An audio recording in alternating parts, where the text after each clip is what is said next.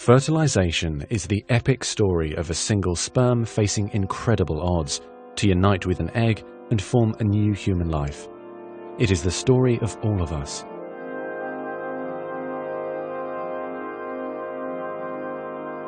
During sexual intercourse, about 300 million sperm enter the vagina. Soon afterward, millions of them will either flow out of the vagina or die in its acidic environment.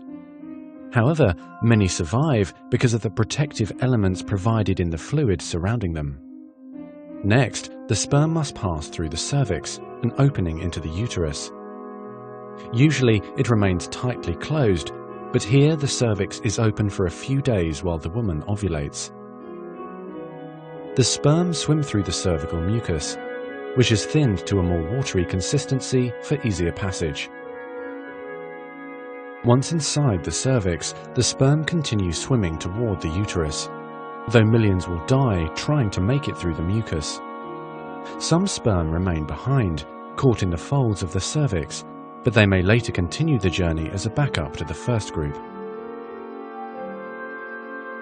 Inside the uterus, muscular uterine contractions assist the sperm on their journey toward the egg. However, resident cells from the woman's immune system, mistaking the sperm for foreign invaders, destroy thousands more.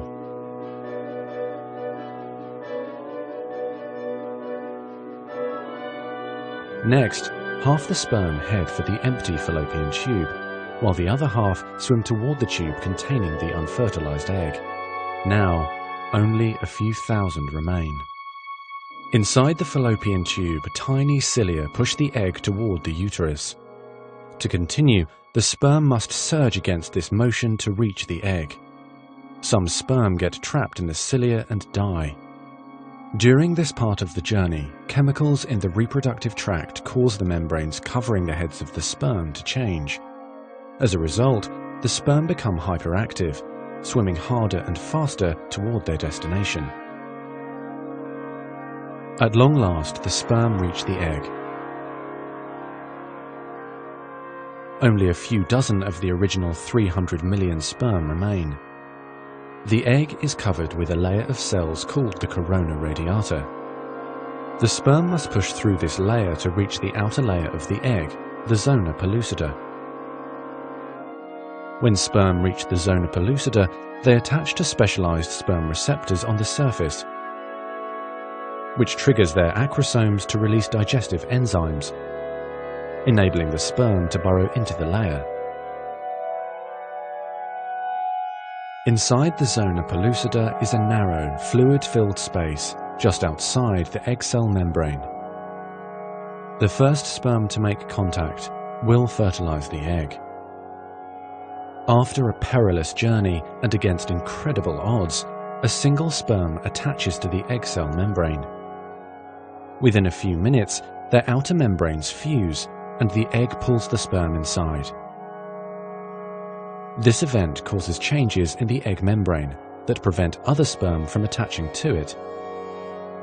Next, the egg releases chemicals that push other sperm away from the egg and create an impenetrable fertilization membrane. As the reaction spreads outward, the zona pellucida hardens, trapping any sperm unlucky enough to be caught inside. Outside the egg, sperm are no longer able to attach to the zona pellucida. Meanwhile, inside the egg, the tightly packed male genetic material spreads out. A new membrane forms around the genetic material, creating the male pronucleus. Inside, the genetic material reforms into 23 chromosomes. The female genetic material, awakened by the fusion of the sperm with the egg, finishes dividing, resulting in the female pronucleus, which also contains 23 chromosomes. As the male and female pronuclei form, spiderweb-like threads, called microtubules, pull them toward each other. The two sets of chromosomes join together, completing the process of fertilization. At this moment, a unique genetic code arises, instantly determining gender, hair color, eye color, and hundreds of other characteristics. This new single cell, the zygote, is the beginning of a new human being. And now the cilia in the fallopian tube gently sweep the zygote toward the uterus, where he or she will implant in the rich uterine lining, growing and maturing for the next 9 months until ready for birth.